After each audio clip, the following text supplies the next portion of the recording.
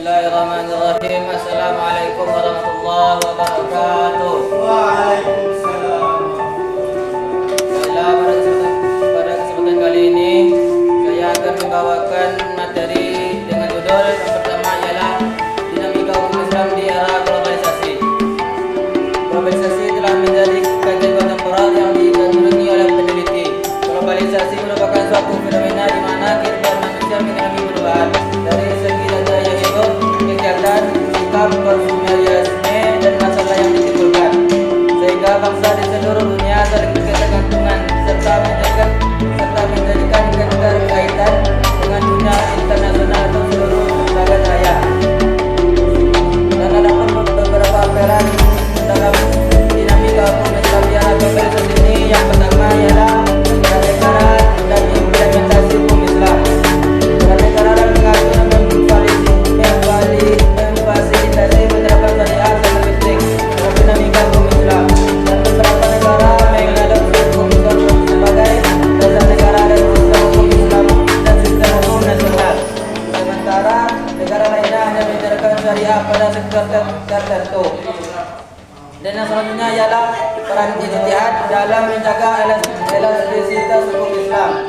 Elastisitas hukum Islam tercermin dalam kemampuannya untuk beradaptasi dengan isu-isu kontemporer yang muncul di masyarakat, seperti hak asasi manusia, hak perempuan, dan kebebasan beragama. Dan yang selanjutnya ialah peran negara dan implementasi hukum Islam. Peran negara dalam mengatur dan memfasilitasi penerapan syariah sangat penting di dalam dinamika hukum Islam. Dan yang selanjutnya ialah peran ijtihad dalam menjaga elastisitas hukum Islam. Elastisitas hukum Islam tercermin dalam kemampuannya untuk beradaptasi dengan isu-isu kontemporer, yang dimana seperti hak asasi manusia, hak perempuan, dan kebebasan beragama, sehingga menimbulkan teks klasik hukum Islam tidak terextension membahas isu-isu tersebut. Dan para ulama telah menjadikan ijtihad dilakukan untuk memberikan solusi yang sesuai dengan nilai-nilai dasar agama Islam. Dan selanjutnya ialah ada dalil yang mendukung elastisitas hukum Islam.